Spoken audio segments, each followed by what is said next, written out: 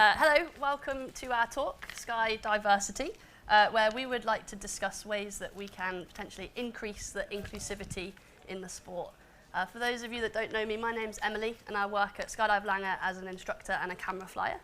And over the last year or so, I've had the opportunity to look at ways that we could start to improve the accessibility of the drop zone for other people. Hi, my name's Lucy. I don't work at Langer, but I do work for a neurodiversity awareness and coaching company. I'm also a parent to an autistic ADHD teenager and undergoing diagnosis for ADHD myself. I'm by no means an expert on this subject. I'm just someone who's really passionate about supporting neurodiversity and awareness and inclusivity, which is why I'm here today. So today's talk aims to help you understand some of the unique qualities and challenges that diversity brings, learn about creating environments where everyone can lean into their strengths, and to understand how the community plays its part in all of this. So what is this all about? What is it? What is inclusive diversity? It's about recognizing, embracing, and valuing the wide range of differences in people. But it's more than just acknowledging these differences. It's about creating environments where everybody, no matter their background, abilities, or experiences, feels valued and respected. It's about creating spaces where differences are not just accepted, but they're a key part of the community. So why do we think this is an important thing to talk about? Well, I think one of the really cool things about skydiving is it brings together people from kind of all different backgrounds, all walks of life. But I think we could probably all agree that we could be a more diverse sport, and we can always be a little bit more inclusive. And I think also why now? Like why are we talking about it today? Well, I think that we all have a role to play in inclusivity. And there's definitely been a bit more of a chatter, a little bit more buzz around the topic over the last couple of years. And I think the more people that are involved in that conversation can only be a good thing, because it brings together lots of different ideas and lots of different perspectives. And today is the AGM, so this again brings together skydivers from all across the UK. That means that we've got people from loads of different drop zones with loads of different backgrounds in the sport. So I've seen drop zone owners, instructors, coaches, fun jumpers, students, fresh A-licensed people from the drop zone, and with that comes lots of different viewpoints and lots of different experiences in the sport, which I think can all add lots to the conversation around inclusivity. And why us? Well, like Lucy said, we don't see ourselves as an expert in the area at all, but we both have an interest in it, and we really enjoy talking about it, and it's been really cool being part of some small changes that we've made over the last couple of years, and we want to see that kind of go even further.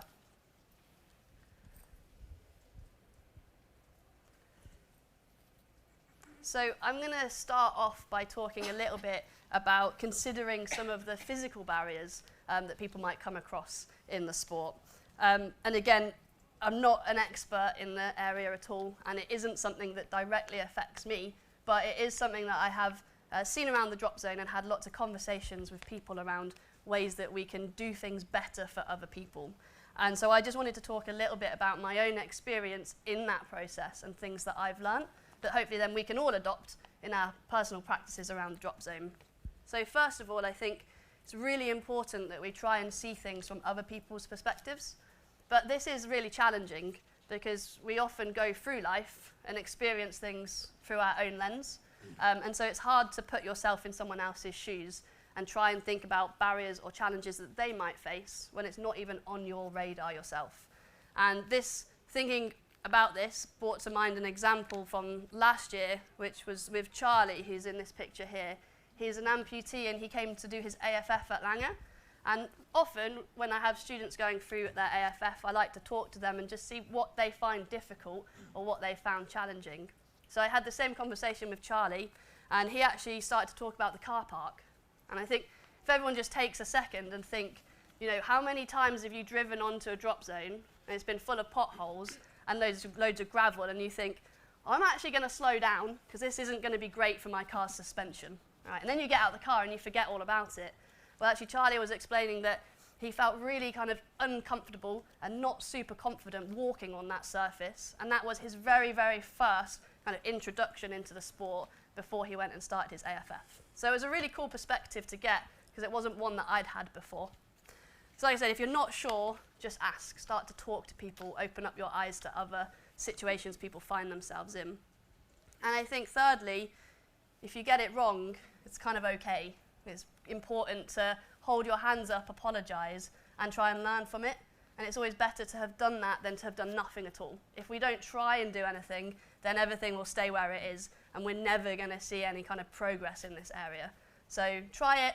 If you get it wrong, say sorry, and try and learn from it. Again, have that conversation. And you never know, that might mean that you make even more progress than you originally intended. One of the other really, really cool things I got to do last year was get involved in making some adaptations to our AFF program so that we could teach someone who's deaf to skydive. I wrote an article about this in the mag, and since then I've had quite a lot of people come up to me and ask questions and show a bit of interest, so I thought this is quite a good platform to talk a little bit about what we did and how we did it, and just to show that actually it's, doesn't take that much to make some adjustments for somebody. To start off with, let's think about where it started. And in hindsight, this started way before our student Paulina getting in touch with us as Drop Zone. It actually started with Paul and Ian. If you were in the AGM this morning, you will definitely know who they are now. They came to us and they said that they'd like to run some BSL sessions for our fun jumpers. I attended one of these. There was like 3 evenings where we went through everything from finger spelling, so being able to just spell out the alphabet, which means you have every word that you ever need at your fingertips. How to order a cup of tea, which is great for a weather hold. So, and also we learned some more skydiving specific stuff, like how to do a kit check for someone. And I think off the back of that, we found that everyone just felt a little bit more comfortable using BSL around the drop zone, which was a really positive kind of thing to see. One of the things we did on one of those evenings was we recorded a video of us signing "Welcome to Skydive Langer" and put it on our social media. Having spoke to Paulina since, she said she saw that and actually thought, oh, that seems like a good drop zone to go and do AFF. She had previously done her ground school in America, but then got a bit bad weather and couldn't complete her jumps out there. So she dropped us an email and said, could she come and kind of start again with us? And the cool thing was, we knew that it was absolutely possible because we already have deaf skydivers in the community. Right, we already know that Ian comes and jumps at Skydive Langer. He's a really awesome part of our community. He's a camera flyer, he's a wingsuiter. So we know not only can you come and learn to skydive, you can absolutely thrive in the sport as well. So automatically it was a yes. It was just more of a question of how. What do we need to do to make sure that we do the right thing for Paulina to make sure we set her up for success? So the first thing we did is myself, Rich Wheatley, my chief instructor, and Josh Carrott, our operations manager, all of us AFF instructors, we sat down and we thought, what's the process you go through when you get a student and you need to go from ground school all the way to their A license, and try and pinpoint those areas where we might need to make some adjustments. The first thing we thought, well, okay, ground school, that's a good place to start. Really important day. I'm assuming most of us here are skydivers, but if you're not, ground school is kind of 6-8 hours long, loads of information, everything you need to know to go make your first jump. So really, really important stuff. It's absolutely vital that your student kind of understands and is confident with what you've taught them. We thought even though those BSL sessions with Paul and Ian were awesome, my BSL was probably not up to scratch to teach a whole ground school. So having some interpreters would be a really kind of good thing to have. Having a look into it, because it's a whole day, you need to have 2 interpreters to make sure that they don't get fatigued and what they are, I got stuck with this word yesterday, what they are interpreting. I'm sure that's a real word, but it doesn't sound like it when I say it out loud. Make sure that what they're interpreting is accurate and everyone's happy with that process. Again, looking into it, turns out 2 interpreters for the day is going to cost upwards of £1,000. So quite a lot of money. We had to think, who's going to fund that? Could be us, the drop zone. We didn't feel it was fair for the student to incur that cost, because it's not a cost that everyone else has to pay, and it's going to add on a big chunk of money to what's already quite an expensive sport. But luckily, British Skydiving have a fund, a pot of money that we could apply to, and they very happily and very kindly funded an interpreter, well, 2 interpreters for the day. And I have to say, I think this was a real pivotal part in having like a nice successful AFF week or progression. And that's because not only did they interpret what I was trying to teach very, very well, I think it also gave me and Paulina a really good chance to build up a rapport. Throughout the day, I could pick up some more signs that the interpreters were using, and I think possibly it also helped that Paulina could pick up some of my potentially butchered, bad British Sign Language that I was trying to use, she's smiling, to work out what I was also trying to say, and that led to a real good basis for the rest of the course. We then had to consider, what do we do for the rest of the week once ground school's done? As we said already, interpreters are quite expensive, and if you jump in the UK, you know the weather isn't the most reliable, and we were worried that if we'd booked them for the whole week, it would end up being a bit of a wasted resource. And lo and behold, the next day the weather was bad. So we were quite glad that we decided not to go down that route. Otherwise, we'd have interpreters sat on the drop zone and not really kind of getting so much out of them. Instead, what we did is when the weather was good, Paulina came back to the drop zone. We started jumping, and I thought, for now, let's see how we get on using videos, photos, and lots of physical demonstration. Kind of in my back pocket, I had the idea of using, there's some apps that you can use, it's almost like FaceTime, so you can FaceTime with an interpreter if we needed it. But actually, we didn't need to rely on that at all, and I think that's partly down to the fact that skydiving lends itself to physical demonstrations and looking at videos. Whenever we teach a student kind of on the ground, we're teaching them something a little bit abstract anyway, so using videos is always a valuable tool when you're teaching, so we just leaned on that a little bit more. I think it also helped that Paulina was an absolute badass and just smashed every single jump. She was awesome. She sailed through her AFF, no repeats needed at all, and anytime I asked her to do something, she'd just crack on and do it. The other really nice thing when we were progressing through the AFF was seeing everybody get involved. And again, I think this comes back to Paul and Ian's British Sign Language sessions that they did. As I was using a bit of British Sign Language throughout the drop zone, more instructors started to use it. Then we saw more fun jumpers started to use it. By the end of the week, even other AFF students that had been there at the start of the week were asking things like, how do I say good morning? How do I ask, how was your jump? And everybody was kind of, it was like a little ripple effect. It was really cool to take a step back and just see everybody around the drop zone trying to make someone else feel welcome. I was very proud of everybody at Langer that week. A big thing that we had to consider is student talk down. So for those of you that don't know, the operations manual says that a student has to have a radio receiver for 3 jumps. So in the past, again, we know that there's a solution because it's been done before. So I had a chat with Rich, who'd helped teach a deaf person previously, and in the past they'd used a system of flags, so colourful flags, and someone stood in the landing area, putting one flag down and the other flag, and then they would copy that. And I think we had a bit of a chat with Ian, who said that he was given a radio on his first few jumps. Tick the box, he'd stuck to the rules, but he's not going to listen to it. It's not going to have the same effect that we want, which is to be able to give a student a little bit more coaching and instruction under canopy. So we thought, okay, we could do that, but it's also 2023, well, it was 2023, maybe there's something better that we can do. So I had a chat with my friend Joe Mann, in the camera cabin at Langer, and we said, what about lights, like indicators on a car, right? Left light means you turn left, right light means you turn right, and then both lights, if you pull to flare, to pull both toggles down. Joe is a lot smarter than I am, so he went away and talked to his friend Alex Potter, who is also a lot smarter than I am, and their genius brains together created this light system, which is so cool. We'll explain a little bit more about it. Sorry. So they went away and they made this system and they came back and we started to test it. So first of all, I got on my bike and Joe directed me around the airfield. And we were trying to test what happens when we kind of go too far out of range. And the system, again, is red. The lights light up red if you're too far away. And then when they connect again, they go green. And this was really helpful for jumping, because as we leave the airfield and like fly a big circuit, they did go red. But as soon as we were flying straight over the airfield at 14 grand, they'd be green again.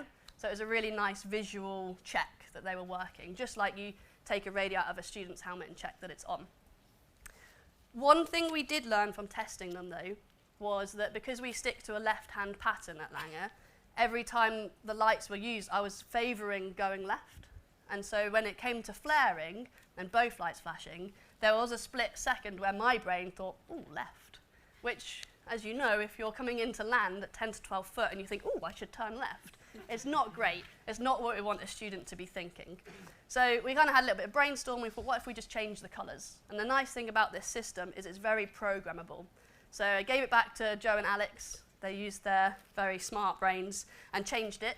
So now the left and right lights are blue, but when you press the button and they both flash together, it's purple. And straight away, we used it again. I was like, okay, problem solved. Straight away, I'm not favouring that left light. So we problem solved a little bit, and then we put them into use. So ground school, again, we had the interpreters that helped explain how to use them and what they did. But luckily, because they're very simple, they're quite intuitive to use as well. We went and did level 1. Paulina did a great job, tracked away, and I opened my canopy, and all of a sudden had a moment where I was like, really hope all of this works out. And luckily it did. It worked really, really well. I think I landed, could see Paulina doing a really nice pattern, had a pretty good landing, you know, for student first jump, fairly good landing. And that's where we probably noticed one of the drawbacks on the system. And that's that often on radio, we can give some extra tips to students, such as put your arms up all the way in the air so that then they can get the most out of their flare. Get your feet and knees together, toes forwards, and it just stops them from falling forwards, which was something that we see quite a lot with students. So that was a drawback, and we thought we could add more lights. You know, we could program in more to say, right, if it flashes 3 times, get your feet and knees together. If it flashes 4 times, put your arms all the way up. And then we thought you're going to come into land, and it'll be like a disco, and it'll be all sorts of confusion.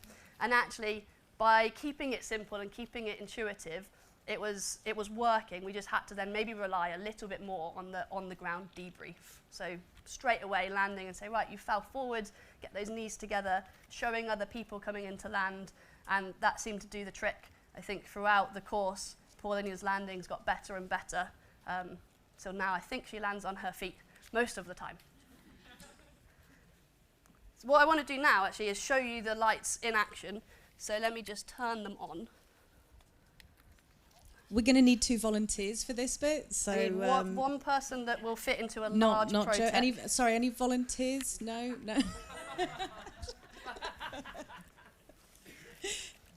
Joe, would you like to come up? And the chap behind you, because we need 2 people. Okay, so Lucy is going to go and stand with your prize. Oh, Do they get one each? One Yeah. director? Okay.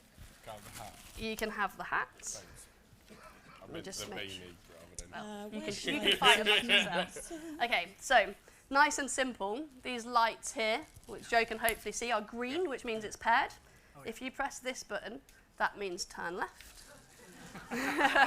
And that button means turn right. When you press them both together, would normally mean flare for landing. But what I want Joe to actually do is go and find Lucy over there. When you press both buttons, he's going to hold his hands out and catch your prize for the 2 of you. All right, so if you have no lights, if it's green, it just means walk forwards. There's a slight delay, so don't walk too quick. Yeah, all the way over there. So far, so good. There's a chair, there's a chair. Oh, there we go, dodged it.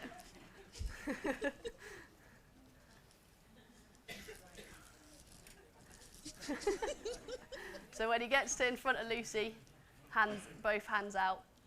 There you go. Won yourself a prize. Perfect. Thank you very much. So you can see, even with minimal briefing, you can do talk down. You can take a seat. Thank you very much. Even with minimal briefing, you can do talk down. You can be talked down. It all kind of works. And I think, yeah, it was a really good solution. Yeah. Safety, it's for safety. I think that as an instructor, I mean, actually, for a second, everyone just take a second and think, do you remember the first person that threw you out of a plane? Just give me a nod or a, yeah. So there's a lot of people here that remembers their first instructor. And I think as an instructor, it's really important to note that you have a really important part to play in people's first step in the sport. And if you help someone get from that ground school stage to their A license, it's also really important that you kind of keep that door open for them and make sure that they can keep progressing in the sport. It's not just about getting A licenses, it's about making confident and kind of great skydivers that we can see, that we can see in the room today. So we had to think about FS1, what happens next, trying to start to jump with other people. And again, because Ian and Paul had done such an awesome job with their sign language sessions, we already had a few coaches that were comfortable using BSL around the drop zone. So we made sure Paulina had a coach that she could work with and has now got her FS1. I believe she's working towards her FS1 Plus next. And then the next step was a B license.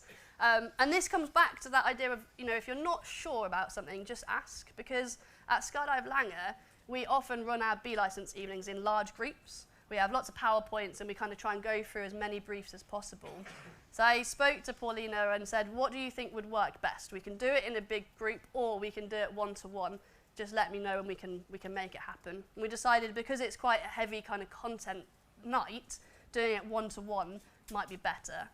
And we also found the time to do it in the middle of the day rather than in the evening, so that at times we could leave the tower, the classroom, head outside and actually see what the winds are doing, see what the aircraft's doing, which way it's running in, where the parachutes are, and again, use that visual aid to our advantage.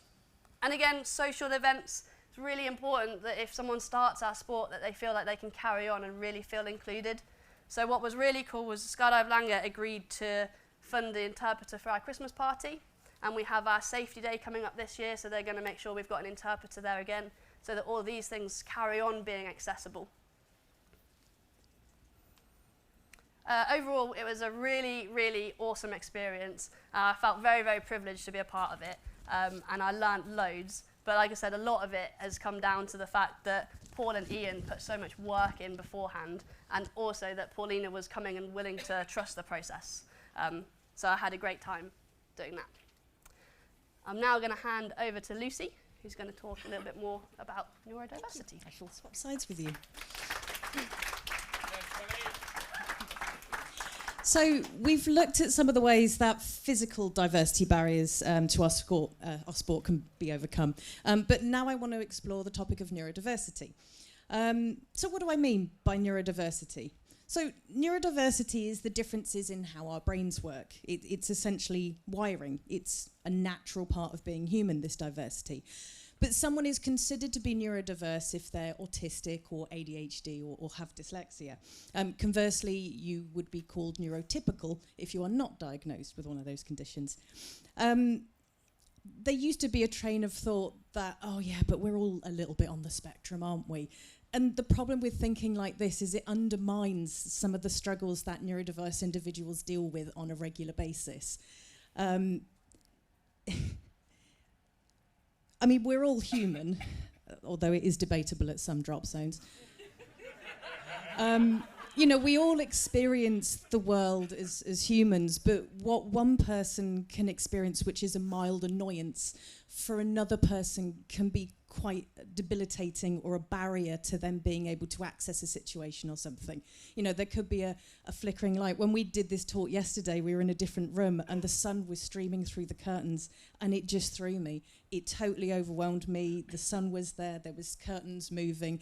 It made it quite difficult for me for a moment to be able to continue the talk on. Most other people, it's a mild annoyance, but for me it was quite overwhelming for a moment. So I wanted to start off with a little bit of a quiz, and I just wanted to look at some popular misconceptions about diversity and just see what people's understanding of it is. So, question number 1. A lot of neurodiversities commonly coexist. Do we agree? Yes? Hands up if you think that's true. Yeah, so someone can be autistic and ADHD and dyslexic, to name but a few, and we really are just dipping a toe in this subject. I am by no means going to be able to cover this in depth. Obviously, my understanding of this subject matter is from my own lived experiences, and I appreciate there is a lot more to this subject, but I just thought it was really important that we touch on it. So question number 2. People with neurodiverse conditions cannot succeed in professional careers.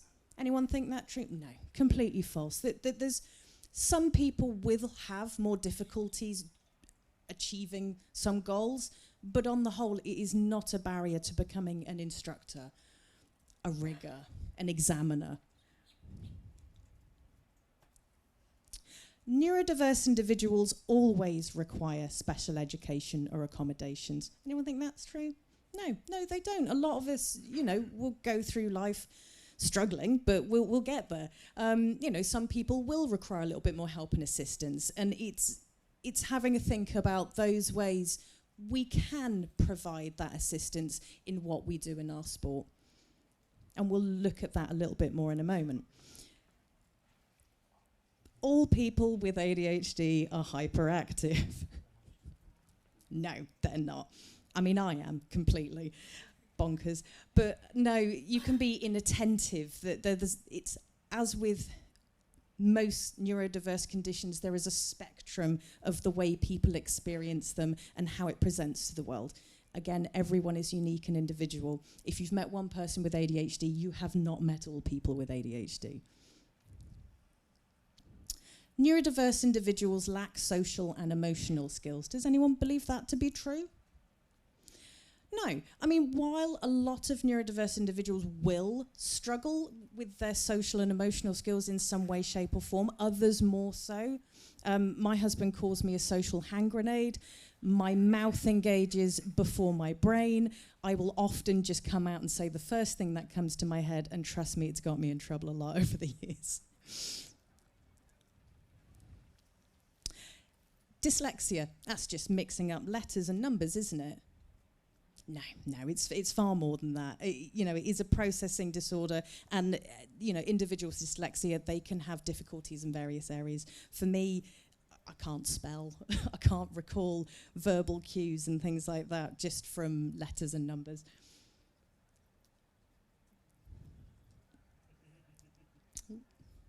So how neurodiverse are we?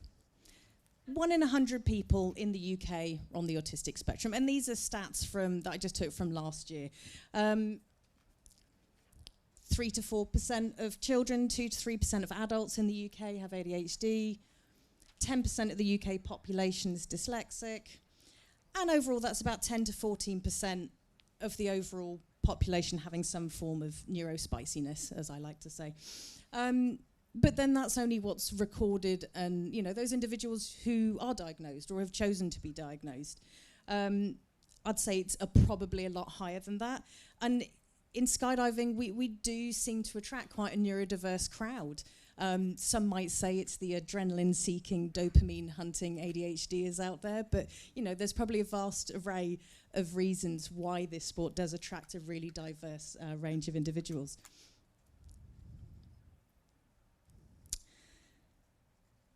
So this is where we start to see the value in understanding why we need to explore this subject, and why we need to be more inclusive, and how we can adapt our teaching and coaching practices to accommodate this.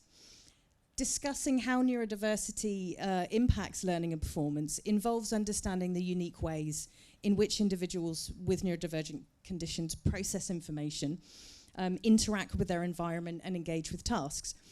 Each of these diversities can affect learning and performance in distinct ways. Now, what I wanted to do here, because again, it's a really broad subject, I just wanted to kind of bring it back to some of the things that relate to me and how I've experienced skydiving, and some of the strategies that I've used to overcome some of the barriers for me. I am by no means speaking for all neurodiverse ADHD individuals in the room. So, as I mentioned before, I'm undergoing diagnosis for ADHD, although anyone who knows me knows it's completely obvious. But most neurodiverse individuals have an interest-led brain. In simple terms, if it doesn't interest us, we're just not going to do it. Like finishing this presentation on time. So, has anyone ever come across the acronym INCUP? No? Anyone? So, for a lot of people, we need to have a motivating factor to make us do something. Neurotypical people would prioritize something on its level of importance. It's an important task, oh, I must do that. For a lot of people, that's just not enough to get us to do it. Doesn't matter how important it is, if it doesn't align with a motivating factor, we're just not going to be able to initiate that task. So INCUP looks at some of the 5 main motivating factors for people. It stands for interest, novelty, challenge, urgency, and passion. If we can align one of those motivators with the task we're trying to achieve, like the deadline for finishing this presentation was the level of urgency I needed to complete that task, it can help us get those tasks done. If you're teaching a skill that people struggle with, think about how you can align these motivators. A lot of people don't like to pack. For me, I saw it as a challenge. My husband got a brand new canopy, he couldn't pack it, he challenged me to learn how. So I learnt to pack on his brand new canopy. It had a level of novelty. I then realised I got passionate about it. And now I sort of apply those factors when I'm teaching other people, and I try and make it fun and have a novel approach and ignite a passion in the way that they do that. So the next one I wanted to look at is body doubling. Has anyone heard that term before? Yeah? So body doubling, it is literally as simple as put a body at the end of it. You got to get something done, put a body there.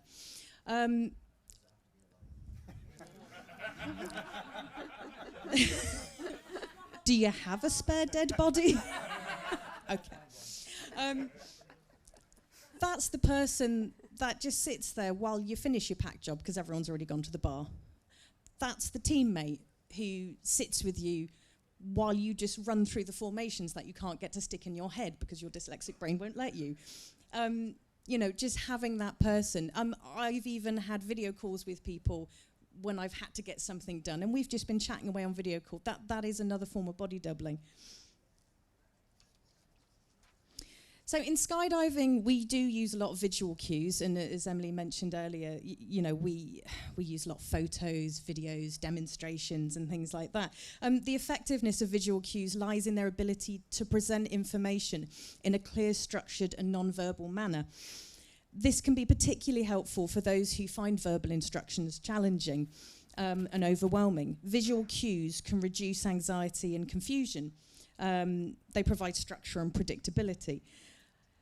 I struggle to remember the skydiving formations. It doesn't matter how many years I've done this. If you tell me we're going to do a BMOJ, my brain just goes blank. I cannot recount what those are. I need a visual cue. I only need to glance at it. As soon as I've glanced at it, my brain goes, oh yeah, that bit of information, we'll bring that to the forefront. But without that visual cue, for me, I cannot recall that information. I know it, but I just don't know where that drawer in the filing cabinet with that particular information is stored unless I have that cue to unlock that information. Stimming. Does anybody know what stimming is? Couple of hands at the back. So some of you might have picked up fidget toys when you walked in.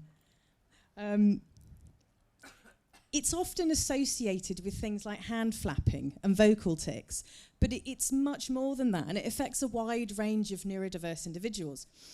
Stimming is essentially a natural way for individuals to manage sensory overload, anxiety, to help focus, engage their senses in a comforting way.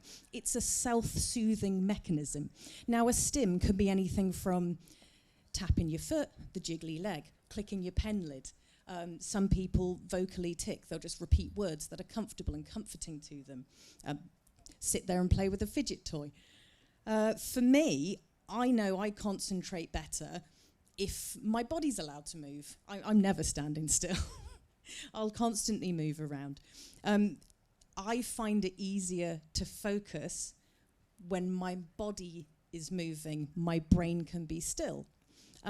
Although this, some people look at this as, oh, she's not taking this seriously, she's not behaving, oh, she's just over there messing around.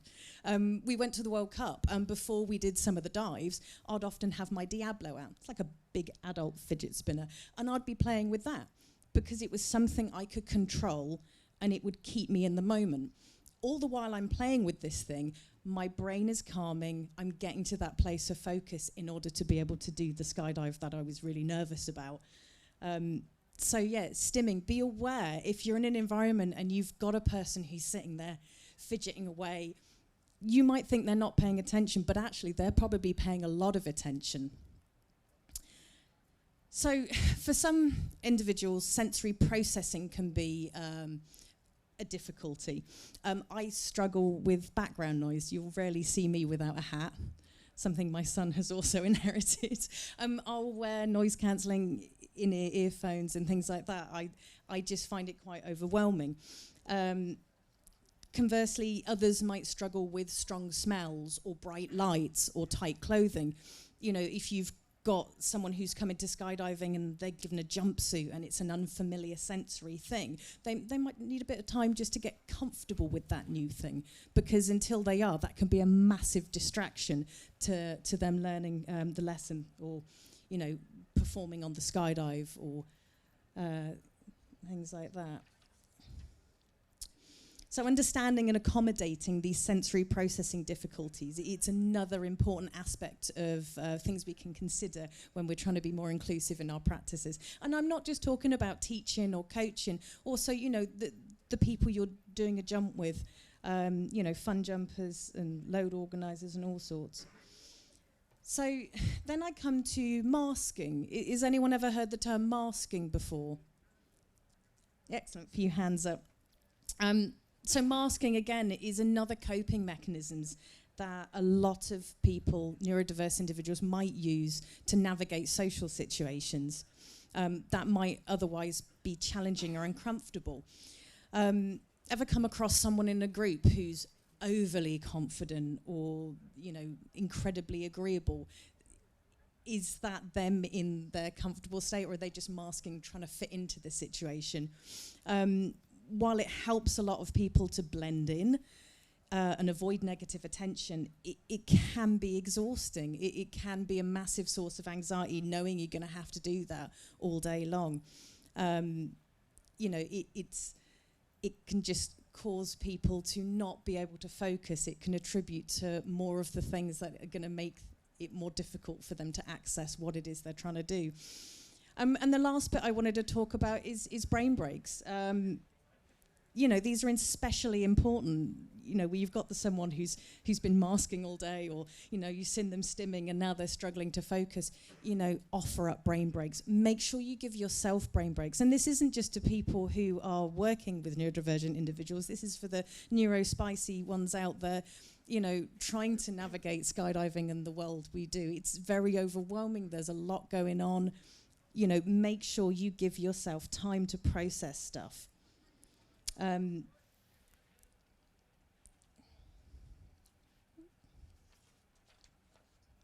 So, probably round it up now. I did have a little bit more, but in summary, neurodiversity significantly impacts learning and performance, with each individual having their own set of challenges and strengths. Recognising and accommodating and leveraging some of these differences, it's essential for creating environments where neurodivergent individuals can succeed and contribute effectively. I've just been given the 5-minute warning, guys, so I'm just going to rush through this a little bit. So having looked at some of the physical and neurological barriers people might have, we just want to have a quick discuss about how we actually put this into practice in our sport.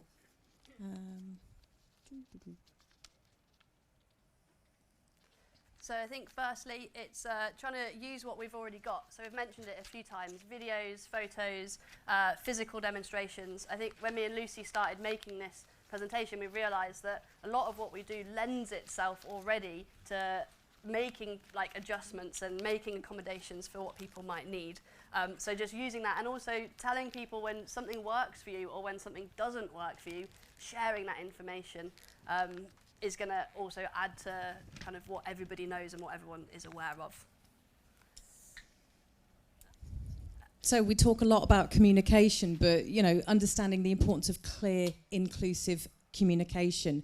Keep it simple, you know. Ask. We mentioned this one again. If you're not sure how to handle a situation or how someone might need some accommodations, just ask. You might get it wrong, but you might get it right. You might make that person's day because you were considerate enough to ask them.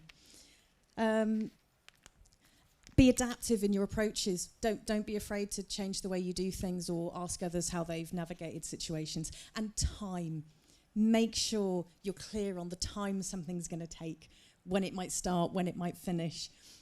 Give people enough time to process information. Give people enough time to learn the new skills. Don't rush people. They might have a physical barrier to learning something. That might mean they need just that little bit extra time. I think also teamwork is a real team effort. We gave this talk yesterday at the industry day, and it was a lot of instructors and coaches, and it is kind of a lot of what we've said definitely applies heavily to those people because we work so closely in teaching people. So if you are an instructor or a coach or a load organizer or thinking of going down that route, just keep all this stuff in the back of your brain to apply when you are working with students. And equally as sports jumpers, what can we do to be more inclusive at your home DZ or an event? And if you do see something that you think could be changed, don't be afraid to advocate for yourself or for others. Don't be afraid to approach people and suggest there might be a better way. And something we always have to do is we're going to have to stick to the rules. So we've got the operations manual and we've got medical forms. It's really important that on your medical forms you're open and honest, and that whatever we do, whatever adaptations we make for people, is that it still fits within that operations manual. Those rules are there to reduce the risk that we take when we jump out of planes. But sometimes if we apply those rules in the same way to everybody, we're actually not doing that at all. And I think a good example of that is the use of a radio receiver in students that are deaf. We can apply it in exactly the same way that we would all students and give them a radio, but we don't get the benefit of the purpose of that. The lights works off a radio receiver, so we still tick that box, but we made it work for us. I think ultimately, if you're making lots of adjustments and you think, maybe we're outside of that rule book now, well, there's always the option to go to SDC and ask for an exemption. So there's always routes to look at, and so that means I think when people come to you and think, I think I need something a little bit different here, rather than thinking we can't do it, it's so important to think, okay, well, how do we do that? And start looking at options. And just to point out, if anyone does have any medical-related inquiries, we would suggest you speak to the British Skydiving medical advisor, who is now Jake Hard, who should hopefully be able to answer any further questions on that. So what next? I think after this, hopefully the weather will come back soon and will be summer and we're all jumping out of planes again. But I think it's important to keep talking about this stuff. We haven't even, I think, scratched the surface. We haven't... Hello? Hello? We haven't even scratched the surface of this topic yet. Will be making their draw on their stand shortly, please. Oh, that was Visual are making their draw. Okay, carry on the conversation. It's really important to keep talking about this stuff, to keep things progressing in the right direction in order to break down some barriers. Skydiving, we know it's a massively inclusive community. We really are inclusive in a lot of really great ways, but there's always going to be room for areas where we can improve that. But ultimately, it comes down to having enough respect and caring enough for those individuals to want to make these changes. So, thank you. Any questions?